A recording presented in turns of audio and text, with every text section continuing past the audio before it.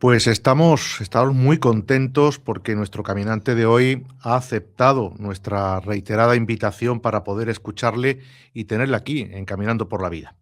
Sacerdote, filósofo, antropólogo, profesor de teología, exorcista durante 20 años en las diócesis de Córdoba y Madrid, autor, entre otros, del libro Las seis puertas del enemigo, experiencias de un exorcista, traducido también al idioma inglés. Javier Luzón Peña, bienvenido a Caminando por la Vida. Bien hallado. Hace algunas semanas, don Javier, entrevistábamos en Caminando por la Vida a la presidenta de Víctimas de la Santería. Esto de la santería, que cada vez vemos más extendido por nuestro país, puede ser una de esas puertas a las que usted se refiere en su libro, Las seis puertas del enemigo, una puerta por la que despertar cosas malas. Sí, indudablemente. La santería es la práctica del ocultismo, pero es más peligrosa que el ocultismo, pues por así diríamos, más explícito, porque la santería lo camufla, además del pecado contra el primer mandamiento, que es el no tendrás otros dioses, que es el pecado más grave siempre, pues tiene también otros dos pecados muy graves, que es el de no tomarás el nombre de Dios en vano, porque emplean signos cristianos para camuflar la invocación a los demonios. Uno se puede encontrar con un sagrado corazón, pues que está contaminado y es un objeto diabólico, ¿no? O se puede encontrar con un santo y que está, pues eso, consagrado a los diablos, ¿no? Lo mismo, bueno, además de ese segundo pecado, que también es muy grave, está el pecado contra el octavo mandamiento, no mentirás. Por eso es algo más grave, porque engaña a la gente. Uno llega a una tienda de santería y dice, hombre, estoy en mi casa, aquí está la Virgen, aquí está San Pancracio, aquí está San José, aquí está San Miguel, y son todo objetos consagrados al enemigo. Sí, es muy peligrosa, porque, y bueno, se ha ido trayendo a Occidente, a los países occidentales, a través de la inmigración, sobre todo hispanoamericana, que es donde se mezcló en determinados ambientes las culturas animistas que existían en estos países, que invocaban a los demonios, sacrificaban víctimas humanas a los diablos, lo han mezclado con lo cristiano y han hecho un batiburrillo, un cóctel molotov peligrosísimo. Si en el libro de las seis puertas explico que la segunda de las puertas es ese pecado del ocultismo, la santería es dentro del ocultismo lo más pernicioso, lo más porque engaña, hace que uno se confíe y que entre peor todavía el enemigo que en otros casos que va como más abiertamente, ¿no? Estos señores, entre sus productos, ofrecen los males de ojo, los amarres. ¿Estas cosas funcionan? ¿Esto tiene algún efecto? ¿Esto produce algún mal? Vamos a ver, lo que tiene efecto son los diablos, la invocación a los diablos. Cuando uno invoca a los diablos, por supuesto que no es gratis, como dice la película, la muerte tenía un precio. Bueno, pues esto tiene un precio gravísimo. Una de las cosas que he tenido que atender con más dolor es personas que han, bueno, pues se han ido metiendo en estos temas, y luego el precio que han tenido que pagar es gravísimo. Cuando se han dado cuenta, cuando se han convertido, cuando han abandonado estas prácticas ocultistas, pues lo han pasado muy mal, porque además en ocasiones han quedado poseídos.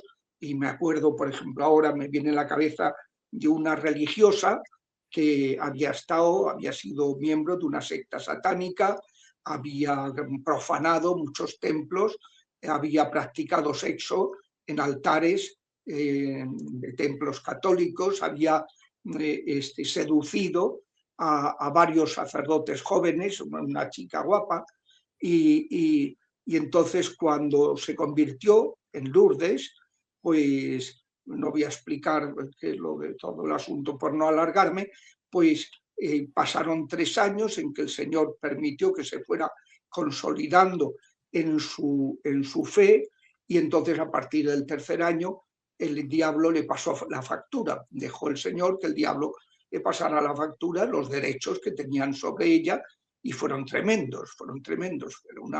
Era una posesión gravísima que fue dando la cara poquito a poco hasta bueno, hasta que ya se manifestó a lo fuerte bueno, y ya en ese momento dejé de atenderla porque yo ya no era exorcista, sí podía hacerle oraciones de liberación, pero no exorcismo, que era lo que necesitaba en ese momento, ¿no? Ya en cuanto habían dado la cara abiertamente. Sí, es algo pues, que tiene consecuencias muy graves. Ha hecho usted referencia varias veces a la invocación de los demonios, pero efectivamente en España cada vez está más extendido ese culto, ¿no? El culto al demonio. Hablan de regiones de España Sí, como Canarias, que son típicos este tipo sí. de sectas. ¿Esas personas están endemoniadas o qué tipo o qué son? No, vamos a ver, sí, se podría decir en cierto modo, endemoniado no en el sentido de poseído. Los ataques preternaturales contra las personas, preternatural significa extraordinario, esos ataques son 7, 3 contra objetos, lugares y animales y plantas, y luego 4 contra las personas. La vejación, que es externa, desgracias. El capítulo primero del libro de Job, que empiezan a suceder a nuestro alrededor sin tocarnos a nosotros. En segundo lugar, por ejemplo, el padre Pío, San Juan María Vianney, tenían unos ataques pues, a su alrededor importantes. Luego está la opresión o influencia diabólica, que ya más personal, son enfermedades, son rechazos, son fracasos profesionales recurrentes y sin explicación ninguna, en personas con currículums muy brillantes, ¿no? Luego está la obsesión diabólica, que es todavía más íntima, que puede ser mental, psiquiatras que te mandan a una persona diciendo, mire, es que no responde a ninguna medicación, en cambio se reza y mejora, ¿no? O obsesiones diabólicas afectivas, que por ejemplo un amarre, ¿no? Que es obtener, se dirige, es una invocación para obtener el favor afectivo de una persona, romper su matrimonio y pues captar su favor afectivo, ¿no? Y finalmente la posesión. Todos estos ataques se padecen. En cambio, lo que el diablo busca más es el pecado, que estemos en su lado, ¿no? Y eso no se puede decir que sea una posesión. Sí, se puede decir que uno, cuando está muy enfangado en el pecado, pues que está muy endemoniado, ¿no? Pero no porque esté poseído físicamente, que él ya no tenga dominio de su cuerpo, no, sino que está moralmente apegado, está moralmente apostado por el lado de los diablos, ¿no? Entonces sí, está muy extendido en estos momentos, y ese estar muy en el lado de, como la primera puerta es el pecado, pues eso puede dar lugar efectivamente a que luego la persona padezca estas afecciones preternaturales extraordinarias por parte de los diablos. En el siglo XX, como vio el Papa León XIII, al acabar una misa, que se desmayó cuando tuvo esa visión, y al despertarse pidió un papel y lápiz y escribió la oración a San Miguel y pidió que se rezara al acabar la misa los sacerdotes, cosa que se hizo hasta 1970 con la reforma litúrgica. Pues él vio cómo el diablo se introducía en el siglo XX dentro de la Iglesia, no ya en el mundo, sino dentro de la Iglesia. Eso lo confirmó el Papa San Pablo VI cuando dijo que veía el humo de Satanás saliendo por las rendijas de las puertas de la Iglesia. Por tanto, pues estaba reconociendo. Y claro, es lógico que haya sido así porque ha habido un abandono de los ministerios del exorcismo, de la pastoral de liberación, y entonces, si no se les ataca, pues campan a sus anchas y están totalmente sin ningún límite, ¿no? Y sobre todo porque a principios del siglo XX la teología talmúdica judía, la teología protestante y parte de la teología católica negó la existencia de los diablos. Por ejemplo, el jesuita centroeuropeo Piet Sonnenberg, o por ejemplo el teólogo centroeuropeo Herbert Hack, publicaronse en 2 libros titulados El diablo no existe. Y eso es lo que se ha enseñado en los seminarios. Entonces, claro, si los sacerdotes, que a veces la gente critica a los sacerdotes que no me atienden, ¿no? Es que no saben nada, porque los seminarios, en su gran mayoría, no les han enseñado nada. Entonces, pues, les suena chino, piensan que esto es un cuento chino, claro, a todas estas, los diablos campando a sus anchas. C.S. Lewis, el de las Crónicas de Narnia, pues publicó un libro que era una recopilación de sus artículos que iba sacando en el periódico, titulado Cartas del diablo a su sobrino, donde ponía de manifiesto precisamente eso, cosas que nosotros no sabemos reconocer como teniendo su origen en la acción de los diablos, pues que como detrás de esas actuaciones están ellos precisamente. Entonces, sí, se ha abandonado ese ministerio. El Papa Francisco es uno de los papas que ha hecho más por restaurar este ministerio. Los obispos de Estados Unidos le publicaron un libro que se llama Rebuking the Devil, en inglés, que recoge sus catequesis sobre el combate espiritual contra los diablos, y les escribió a todos los obispos del mundo, ordinarios, ¿no? O sea, que con mando en plaza, ¿no? Les escribió una carta pidiéndoles que, por favor, que en Roma estaban hasta la coronilla de denuncias a los obispos que no atienden a la gente, y entonces que por favor instituyeran y formaran a los exorcistas. Pues claro, si no instituyes, o si instituyes pero no formas, y el exorcista está muerto de miedo, no sabe cómo manejar la situación y se escapa cuando lo buscan, como está pasando en muchos sitios, porque no se les forma, porque, claro, hay una asociación de exorcistas, pero está muy bien que saque documentales preciosos, pero además hay que formar a los exorcistas para que aprendan el oficio, que es saber manejar las situaciones en temas muy delicados que si no se conocen, pues uno le invade el miedo, como es natural, claro, Claro. son seres superiores. Sobre eso le quería preguntar, don Javier, porque, claro, 20 años de exorcista en la diócesis de Córdoba y Madrid da para mucho. Muchos rituales y muchos exorcismos. ¿Realmente recuerda algún caso en el que pasó usted miedo, tuvo miedo de lo que estaba viendo? Siempre suelo explicar que al principio, cuando desconocía el oficio y me tenía que enfrentar, pues sin ninguna preparación, no tenía más preparación que yo era, antes de que me viniera la vocación, era filósofo, profesor de filosofía, de antropología filosófica. Entonces, dediqué 6 años para preparar mi tesis doctoral en filosofía, que luego aproveché ese material también para la tesis de teología, para fichar a Santo Tomás, que es el teólogo que la Iglesia lo proclamó como el doctor angélico, porque es el que mejor ha explicado los ángeles. Entonces, cuando el obispo de Córdoba, don José Antonio Infantes Florido, que en paz descanse, me pidió que me encargara de esto sin ninguna preparación, pues al menos tenía ese conocimiento de lo que pueden hacer y lo que no pueden hacer los ángeles, los buenos y los malos, cómo pueden atacarnos y cómo no, cómo reconocerlos. O sea, eso me permitió pues, enfrentarme al tema con una cierta conocimiento doctrinal. Pero hasta que no aprendí el oficio, sí se pasa miedo, porque claro, no sabes cómo manejarla. Me acuerdo en una ocasión que estando de descanso de vacaciones en Isla Cristina, en casa de unos primos míos que viven allí, que me dejaron, pues al llegar, pues 2 señoras se me presentaron al acabar la misa, queriendo hablar conmigo a solas, dejé que todo el mundo saliera y entonces me dijeron que querían que rezara sobre una de ellas. Esta señora estaba poseída, inmediatamente saltaron los demonios.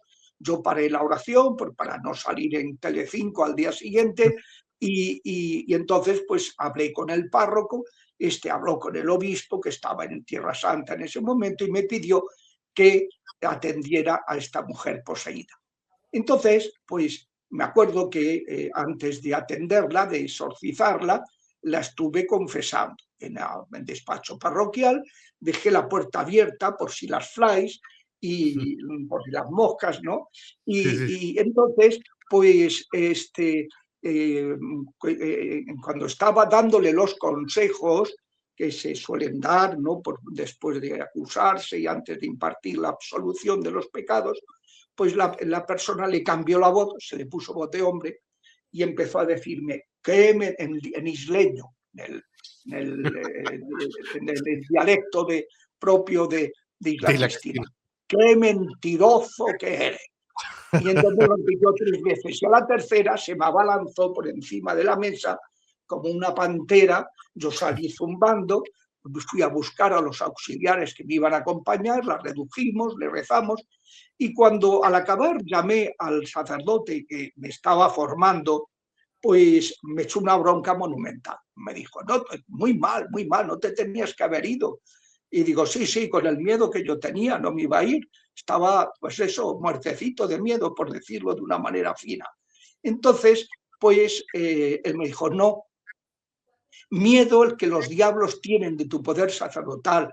Lo que pasa es que ellos sabían que tú no conocías ese poder. A partir de ahora les dices, en el nombre de Jesús, déjale acabar la confesión. Y el que se va es él. Y le puedo asegurar que desde entonces no me he vuelto a ir de ningún sitio. Pero hasta ese momento, pues sí, he pasado miedo, pues claro, enfrentarse a los diablos sin saber cómo manejar las situaciones, como decía Francisco, dice, nunca habléis con ellos, son seres superiores, son más listos, mucho más inteligentes, te van a engañar, es decir, no se os ocurra. ¿Los demonios tienen una predilección por atacar o por poseer a un determinado tipo de persona? Sí, a los inocentes y a los más vulnerables. Son, a los inocentes porque ellos odian a Dios, odian al Padre, al Hijo, al Espíritu Santo y saben que no pueden hacerles nada a las personas divinas. Entonces lo que hacen es atacar en las personas más cercanas a Dios. Y luego, pues suelen, pues, como son perezosos, pues tienen todos los pecados capitales, son perezosos, pues van a lo fácil. Y si una persona tiene una fragilidad, por ejemplo, le echan una maldición a una familia, pues el más débil es el que suele resultar poseído. Entonces, pues atacan. Pero vamos, su predilección son los inocentes, los niños, es que disfrutan mucho, ¿no? Por ejemplo, con el aborto, que son personas que todavía ni han nacido, no han podido cometer ningún pecado y entonces disfrutar enormemente atacándolos, porque saben que a Dios le afecta eso más especialmente. ¿Cómo podemos protegernos, las personas normales y corrientes? Bueno, esto afecta, padre, a creyentes y a no creyentes, entiendo. Es decir, las A todos, posibilidades a todos. de ninguno Sí, estamos sí, salvados de estas. incluso ateos, como me pasó cuando fui a la toma de posesión como miembro de número de la Real Academia de las Ciencias Morales, de mi compañero de facultad y luego compañero como profesor, que fuimos profesores juntos. Luego ya a mí me alcanzó la vocación, derivé hacia el sacerdocio y él siguió con su cátedra, un catedrático de la Universidad de Sevilla, Juan Arana, doctor Arana Cañedo Argüelles. Bueno, pues fui a la toma de posesión aquí en Madrid y cuando llegué a darle un abrazo, pues me presentó un señor que tenía a su izquierda que quería hablar conmigo. Yo ya me supuse para qué era y cuando acabó la lección magistral le pregunté, mire, yo quiero aprovechar este acto para saludar a mis antiguos colegas, antiguos compañeros de facultad, compañeros de universidad, como profesores, entonces dígame usted brevemente porque no me va a colapsar, ¿no? Dijo, no, voy a ser muy breve. Mire, yo soy ateo, soy ateo porque he sido educado en el más estricto ateísmo. Mi padre era masón, mi abuelo era masón, mi bisabuelo era masón y no sé más, pero es posible que haya más en Que la siguiera. línea. Yo no soy masón, pero yo pues, nunca he conocido a Dios, respeto la religión desde que conocí a su amigo, que para mí es la persona más inteligente que he conocido y que se declara creyente. Entonces, a mí eso me ha destruido un prejuicio que me habían inculcado, que es que ser creyente, ser un tarao mental. Y claro, si este señor, que es lo más listo de lo que yo he visto, pues dice que es creyente, pues para mí ya, pero yo no me he encontrado a Dios. En cambio, sí que creo en los demonios porque ellos me atacan. Expliqué el por qué, porque lo habrían consacrado a los diablos para subir de grado en la masonería, se hace eso. Entonces, pues por eso estaba padeciendo esos ataques y quería saber si yo podía echarle los demonios que le atacaban, ¿no? O sea que sí, atacan a todo tipo de personas, sean creyentes o no creyentes. ¿Y cómo protegernos de estos posibles ataques o de estas influencias diabólicas? Pues cerrando las puertas. La primera y más importante es el pecado. Pero no basta, porque hay gente que dice, mira, si tú vives como cristiano, ya estás protegido. No, porque si hemos practicado ocultismo de pequeños, por ejemplo, hemos hecho la Ouija, hemos participado en Halloween, hemos hecho el Charlie Charlie o cosas así, pues ya tienes una puerta abierta. Y aunque te hayas confesado en el supuesto de que supieras que eso era pecado. Pues, sin embargo, las consecuencias no se quitan con la confesión y es necesario abjurar de todo eso. Luego, en tercer lugar, el rencor. Si uno abriga rencor en su corazón, mantiene la puerta abierta a los ataques malignos, a pesar de, además de la toxicidad que supone el rencor. Luego están los maleficios recibidos, que eso explica que son ya las tres puertas, esas tres puertas anteriores, tenemos nosotros responsabilidad, pero de estas otras tres, los maleficios, las heridas afectivas y las herencias de los antepasados, eso no tenemos culpa y explica que haya santos que han estado poseídos. Por ejemplo, Santa Gema de Galgani, ahora que han estrenado esta película hace unos días, estuve en el estreno y que es fantástica, muy sencilla, pero muy bien llevada y muy bien tratada, con un acierto en el personaje principal. Y bueno, pues Santa Gema estuvo un tiempo poseída, y luego, claro, luego es una mujer que tiene un poder de intercesión tremendo, ¿no? Yo siempre que la he invocado ha ayudado muchísimo, ¿no? Por ejemplo, Santa Miriam de Jesús crucificado, la Arabita de Belén, Carmelita de Belén, ¿no? Pues también estuvo poseída bastante tiempo.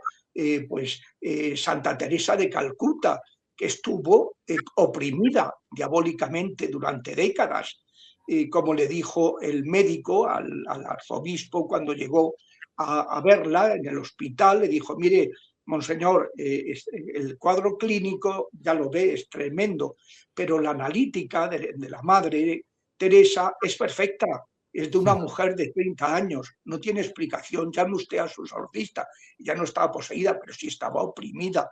Y San Juan María Vianney, San Juan, el santo cura de Ars, hay también San Pío de Pietrelcina, la Beata Eustoquia de Padua, ha habido muchos santos, la chica esta de la película del exorcismo de Emily Rose, que se llamaba Nellies Michel, una alemana de la primera mitad del siglo XX, que aceptó el martirio, que era mujer santa, y es que la habían maldecido a su madre en el 6º mes de embarazo.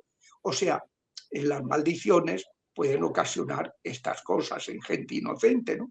Luego están las heridas afectivas, empezando por la etapa más sensible y que afecta más a lo largo de la vida, que es la gestación. Eso no se sabía y lo reveló el Espíritu Santo hace 50 años en el ámbito de la renovación carismática católica y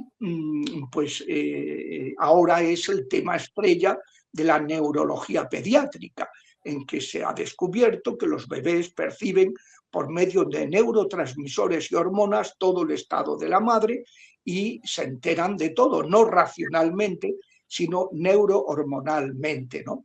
Pues esas heridas y otras a lo largo de la vida facilitan, y finalmente las herencias de los antepasados. El pecado no sé qué produce ese mal, ese no se hereda, el pecado es personal y la pena es personal.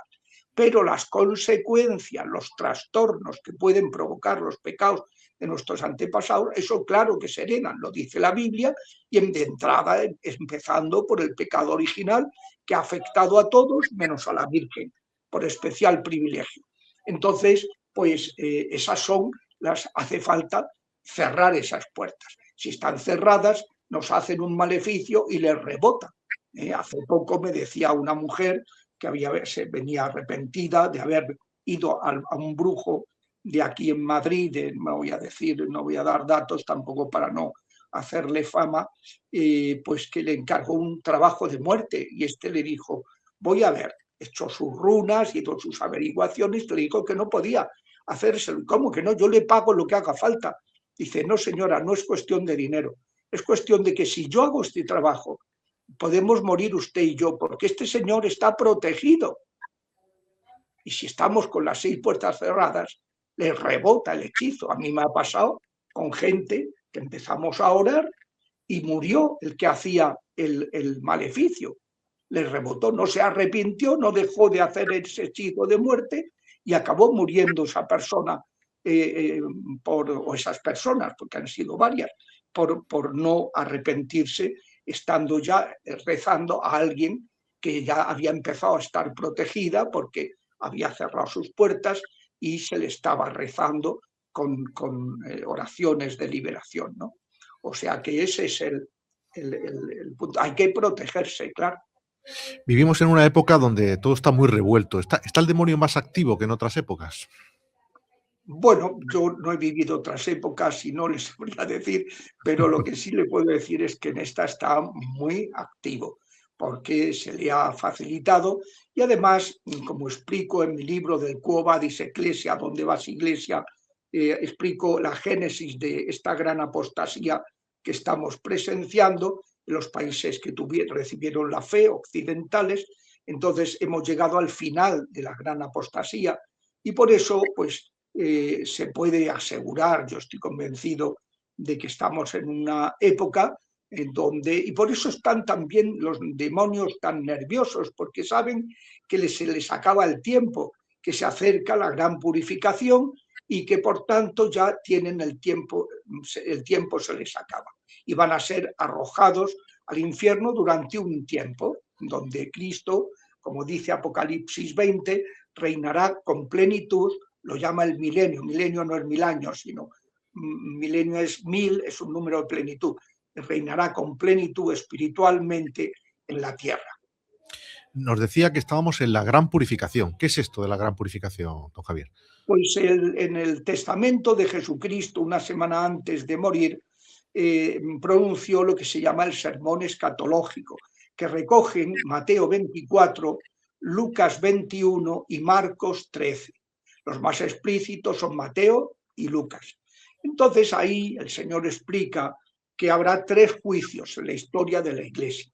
Primero, del pueblo de Dios. Primero, el juicio de Israel por haber rechazado a su Mesías antes de que acabara esa generación, cosa que así sucedió. Antes de 40 años, que es una generación, pues Tito destruyó Jerusalén. Y dijo el Señor, y será pisoteada por los gentiles hasta que les llegue la hora a los gentiles, que es el momento actual, porque ya Jerusalén ha dejado de estar en manos de los gentiles. Y pues es lo que él llama el juicio de las naciones. De él se hablan mucho en la Sagrada Escritura. Joel, Sofonías, Zacarías, Malaquías, Isaías, Daniel, Ezequiel, Apocalipsis. Bueno, hablan con mucha profusión de ese castigo a las naciones por haber apostatado de Jesucristo. Y finalmente, decía el Señor, habrá un juicio final. Un tiempo después, cuando se haya vuelto a pagar la fe, Él le dijo, cuando vuelva el Hijo del Hombre encontraréis fe sobre la tierra. Pues no, y por eso volverá. Es decir, después de ese tiempo de plenitud del reinado espiritual de Cristo en la tierra, pues habrá un apagamiento de la fe y ya será el juicio final, que describe Mateo en su capítulo 25. ¿Y cómo vivir con esperanza este tiempo que nos ha tocado vivir, don Javier? Pues esa es una pregunta muy importante porque la hace mucha gente.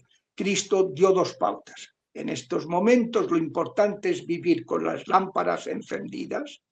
Estaban las vírgenes necias con lámparas, pero sin aceite. Las vírgenes prudentes con aceite. El aceite es el Espíritu Santo. Vivir en la gracia del Espíritu Santo. Vivir en gracia de Dios, estando cerca de Jesucristo. Eso es lo primero.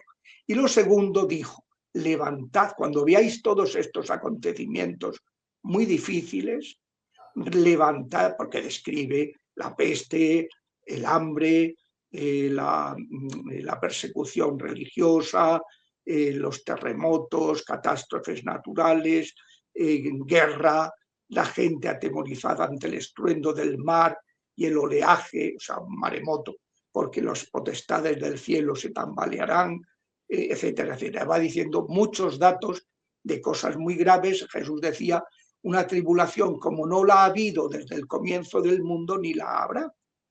No la vuelve, o sea que habrá tiempo después, pero no habrá nada tan grave como esto. Pues él dijo, cuando veáis todo esto, levantad vuestra cabeza, vuestras cabezas, porque se acerca vuestra liberación. Es decir, que va a ser la purificación de un mundo que ya no es sostenible. Es decir, un mundo que es lo que el gran dolor de Jesucristo en estos momentos, según me han contado gente que se lo ha revelado el Señor, es los niños maltratados y los ancianos abandonados.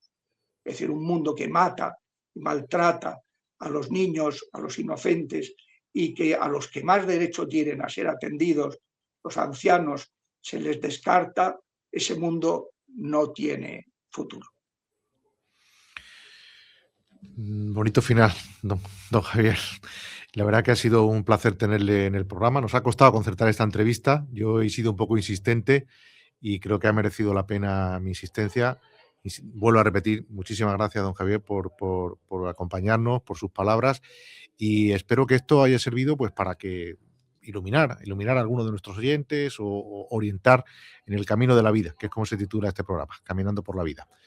Muchísimas gracias. Un abrazo muy Pues fuerte. un gusto haber podido acompañarles.